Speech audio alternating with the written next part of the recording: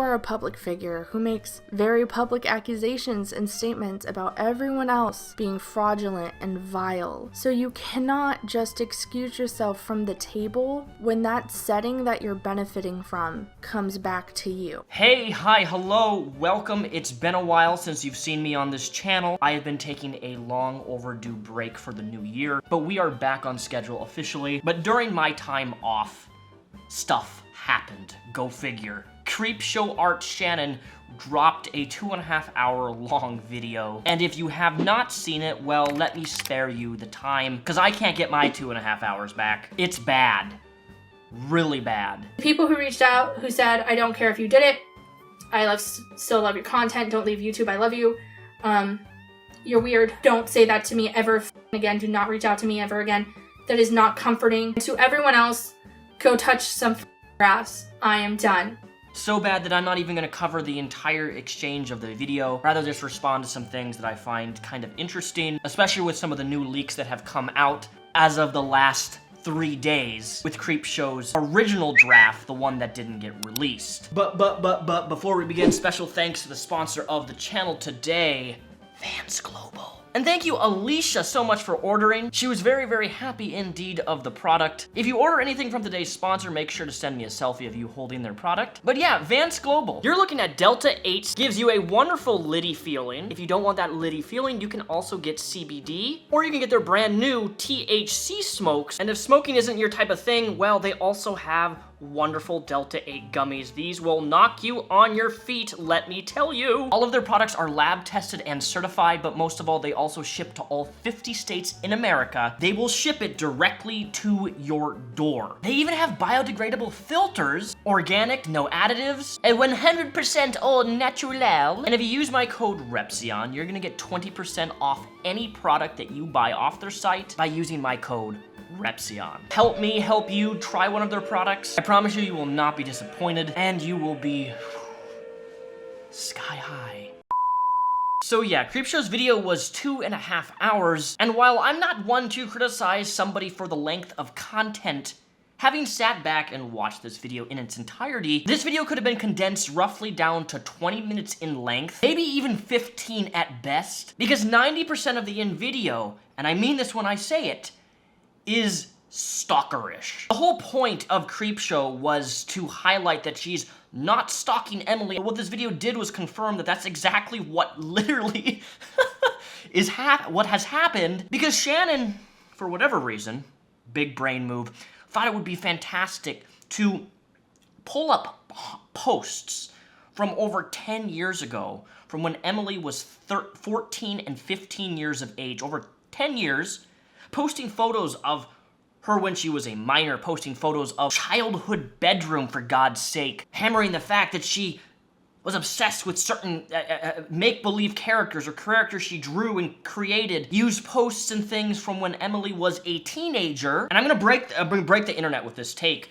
You know, teenagers, we're typically pretty stupid when we're teenagers. We say a lot of dumb stuff. And you guys know my stance on cancel culture as a whole. It's not something that I stand for the most part. There are exceptions to the rule. But going back on somebody's teenage life, saying, look at how bad you are when you were a teenager, especially when Emily has made videos talking about how she was and even admitting up front that, yeah, I said a lot of horrible, mean shit when I was a teenager. I was horrible and toxic to other people. She's addressed this. Especially, so it's really strange to me that when somebody addresses their past with that, and then you use their past as a means of a gotcha despite them addressing it publicly already, that's not the got ya move that you think. In fact, it actually makes you look not even more pathetic than you already are, but it makes you look desperate. Look at how bad this person was when they were a teenager. Nobody cares about that. What I was hoping, sitting down to watch this video by Creepshow, is that we would have some explanation to what started this whole ordeal to begin with, which was the site known as Lolcow, which is an anonymous gossip website. But Creepshow got outed as self-posting over the course of several years about multiple different creators, some people who she was friends with IRL, releasing personal information on her sister, claiming that Edwin is a closeted gay. I'm not gonna go over all the Lolcow messages that were allegedly outed to be her with the cookies matching with the browser data and such. If you wanna really go and see them, you can go either reference my video that is linked down below that I made a couple months ago, or you can watch the new Nicholas DiOrio's content that was released just within the last 2 days, which leaked the alleged original draft of Creepshow's video that she made. Now, with this entire video, Creepshow released a 90+ Google document, which again only establishes the pattern that yes, Shannon went to arm's length to stalk Emily, and watching Creepshow's response actually made me feel uncomfortable due to the fact that nothing of relevancy was really served. And the thing that bothered me, one of the worst part of her whole video, is that it wasn't even a defense of herself, but rather a defense of her husband. And it makes me really wonder, since the whole video itself was defending more of her husband rather than herself, and the accusations against her, she just went on this tangent of trying to bash Emily to the fullest extent when she was a teenager, and defending her husband who has been accused of R by Emily. This is my question to anyone watching this video. Why hasn't Anthony said a goddamn fucking word? Why is this person so silent? Why is the only interaction we've seen from him is changing his entire channel, scrapping all of his videos? Tipster then wrote a comment asking for clarification on what's going on with his channel, which then led Creepshow to magically pop back into existence on social media, bitch at Tipster, and then leave the internet again. It's very, very, very weird stuff. I also want to mention, Shannon Creepshow, since you are watching this, your legal representation that you have are really, really stupid. Yeah, I can accurately say that, because a real solid attorney is not gonna let you publish a video like this if there's an actual legal case ongoing, which you allege that there is, and stuff's going on behind the scenes, blah, blah, blah. Much less post a massive Google document that you have done, having worked with legal cases before, having actually been in the legal system multiple times. Any normal, a good attorney would say, don't do this. Don't do this at all. Why? You're further incriminating yourself. But whatever, she says, I don't really care anymore, so if this video is copyrighted, struck, or falsely taken down by any individual, I will take this matter to court. I'm sorry, but this is purely simply ridiculous, man, to quote Corey and Trevor from Trailer Park Boys. Her video also received a whopping 52,000 dislikes. But what I found so ironic is the description box of her video, because boy, does she go off. I want to thank my legal team, family, and no one else, because you people couldn't even scroll down the Instagram page to fact check. You really said, quote, no evidence, that's fine. It's not like she's accusing these people of felonies because they could ruin their lives. Her own YouTube channel debunks all of her claims. She said she was scared to post about her location online during the time she was actively vlogging around her city, saying that she was just living more and more. But per usual, I do with all the heavy lifting because you guys are lazy. This really is the kettle calling the pot black. Lazy, you say? Lazy? Nobody did any research? Lazy? I think the word lazy is pretty subjective, but if we want to go into what I actually have always thought about your content overall, Shannon, it's some of the most atrocious commentary that has ever been published on YouTube. And I don't even know how your channel grew to its size, primarily because there's no goddamn substance in the content that you would make. Not just that, but it's literally you have the easiest way to create content, doing this on a tablet or whatever, and then you just talk with no screenshots, with no evidence, with no anything. You just do story time videos talking about random shit. Or when you do talk about an actual subject on YouTube, you would never provide any video evidence. You would never provide anything. You just speak off the cuff with no presentation of evidence or sources or anything. It's one of the laziest forms of content creation that you can do. But not just that. There's a lot of other channels that do commentary and they have really good transitions and graphics. The Right Opinion is one great example. There's another channel, Nicholas DiOrio, does the same thing. He doesn't really show his face, he has an avatar. But they're very well done and professionally made videos. The difference between your content and the majority of people who don't show their face on the internet is that you didn't even fucking edit your own content. Now, I'm not dissing the editor, but what really is there to edit when you're editing an audio file, okay? As somebody who's been doing YouTube for 10 years, you're editing an audio file, just editing this pure, simple audio file, that's it, of somebody talking, pulling a microphone like this and talking for 45 minutes straight and then putting audio with gameplay commentary or whatever, it's easy. Making a video with commentary without showing your face, with fancy graphics, transitions, you know, that is a lot more work. It actually takes somebody who knows what they're doing to make quality content. Now, I guess people are gonna say, well, this is completely subjective. Yeah, it is. And it is also way harder to make content when you're putting your face out on the internet. At least for me, at least that's what I think. I think it's way harder to sit down, film a video like this, show your face to the world, and simply place direct footage with no proper editing, transitions, or anything, you know? Again, you're calling people lazy for not doing research when the reality is your content couldn't be further from professional or well done, especially when there was never any sources or citations to back anything up. She goes on to post a Google Doc, which the link is, oh my gosh, it's not available, it's broken. Then she says, I will not be responding to comments, I will not be interacting with this video or the channel after this, lest it be talking about how certain people like Ashley or Repzion went above and beyond to lie, dox, and slander me. I really don't even know why I was mentioned in the description box here. But one, I know that Ashley did neither of those things that you're accusing her of. She even posted some tweets last night clarifying some stuff. She never leaked your phone number. You would give your phone number to lots of other people, and then when people reached out to you about what was ongoing, you ghosted everybody. Which is another thing that I need to mention. Being mad that people didn't defend you. Meanwhile, Lily, no one in my life, no active friend of mine, not one friend who I'm actually close to, came forward and said, here's evidence of Shannon doing it. No one presented any evidence that holds up even a little bit to speculation. None.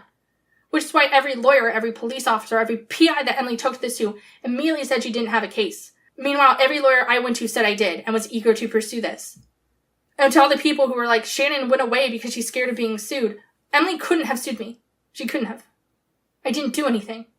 Even if she tried. When you told everybody behind the scenes that was reaching out to you not to defend you, you cannot get mad at telling people not to defend you. They don't defend you.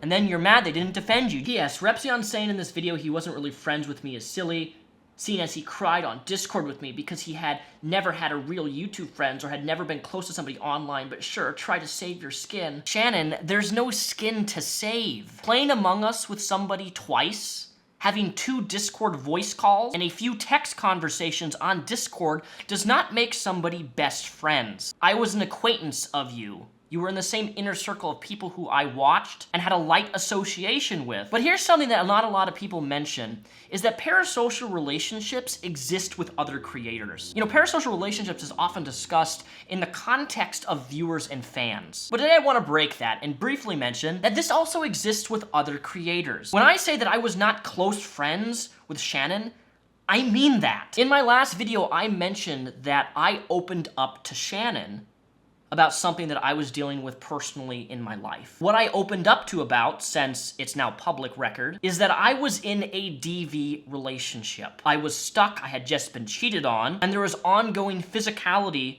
that was happening towards me in that relationship. And I opened up to Shannon about that, who also, and I'm gonna be vague with this because I don't know if it's true or not, and I don't want to break anybody's privacy unless I'm forced to do so, but you also opened up to me about DV, which is where I felt like I could open up to you about what I was going through. But I should note that just showing somebody empathy or sympathy doesn't make you and I best friends. And this is where the parasocial relationship stuff comes in, and I think Shannon is guilty of this. I can't speak for her other friendships. I'm only speaking between Shannon and me, but you definitely developed a parasocial relationship with me. Let me be frank for the record. If I open up to somebody, a random stranger, a viewer, somebody on my Discord, somebody I don't even know, my therapist, if I open up to them, does that make me besties? Am I super best friends? If I show somebody empathy or sympathy, does that make me best friends with them?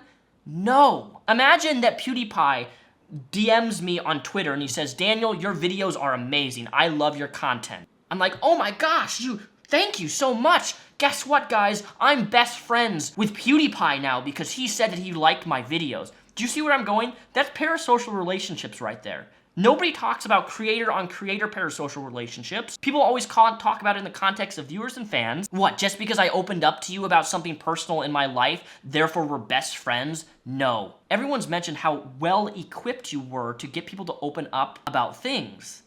Only for you to open up the little head, and anytime somebody tells you something really personal, you store it right here and you go, lock it up, And then when things don't go the way that you want, or things have a falling out, or whatever, you ghost the entire internet, tell people not to defend you, then you start opening it back up and start pulling out things that people opened up to you about, they were vulnerable to you about, and using it against them. And guess what, Shannon? If somebody opens up to you, such as me crying on Discord because I was opening up to you and Edwin about DV, that makes you a scummy, fucking shitty person. It's just that simple. And what I find so funny is that in my original response to you, Shannon, I predicted that you would eventually mention this or use it against me in some way. And while you didn't specifically go into details, you definitely implied the conversation that we had. Even Edwin pointed this out, of how scummy it is for you to attempt to use this against me because I opened up to both of you. It wasn't just you in a call, it was also Edwin was there, on how DV was affecting me. I also have no idea why you accuse me of doxing you. I have no idea what this is about. It's just another false accusation thrown out there because you want to go at everybody think has crossed you in some way. But I find it concerning that no place on the internet has this man, your husband, Anthony, been able to defend himself. Why? I don't know. If I had somebody making a very large accusation against me, which I've had happen, and which I shot in the rumpskin, I just don't understand how you can have such a severe accusation thrown at your husband, and yet he's nowhere to defend himself. He can't speak for himself. He has no voice. It has to go through you. In the description box, there are a bunch of different links, all of which do not work. None of them work. They all say the same thing. Video is not available. Remember how you were talking about people being lazy, Shannon? Just fix all the URLs. It's been how many weeks and you still haven't fixed the description of the video so all the links are working properly? But then you went on the YouTube comment section of your own video and you did a pinned comment with a proper link with the proper Google document, which is 90 plus pages, which I just find to be silly because not everybody is going to see a pinned comment on your YouTube channel versus your description box having all the links there. It's just very strange to me why you wouldn't fix that. One of the strangest things I find about Shannon's video is how she ends it. I said I would address Tipster, so this is for him. Tipster said that if I was able to prove that I didn't do what I was being accused of, that he would apologize to me. And to that, I say, fuck you. You disgusting person. You maliciously attacked my husband because you yourself couldn't scroll down far enough on Emily's Instagram and find the multiple posts that debunk her story that are still live. You're a journalist, but you just couldn't do that. There is a reason your content gets fewer and fewer views than everyone else in the YouTube commentary community, and you keep being beat out by everyone else. And that's because it's terrible, lazy, and reductive. You should rename your channel Secondhand News, because you can't be fucked to actually research anything before you open your ugly mouth. You watch someone else's video and you say what they said worse than they said it. You aren't a reporter, you're not a journalist, you're a joke. Just know that you are a terrible person, and you can take that forgiveness and just fuck it. Just fuck that forgiveness right off. You are just as bad as Emily, if not worse, for supporting a mob with no evidence while claiming to do all this research and claiming to care about your friends or anything. I talked to you so many times, and you once cried on stream saying if Shannon was in trouble, she would tell me not to defend her because she's a good person. And when I told you not to do that, you were like, well, that's sign she's guilty.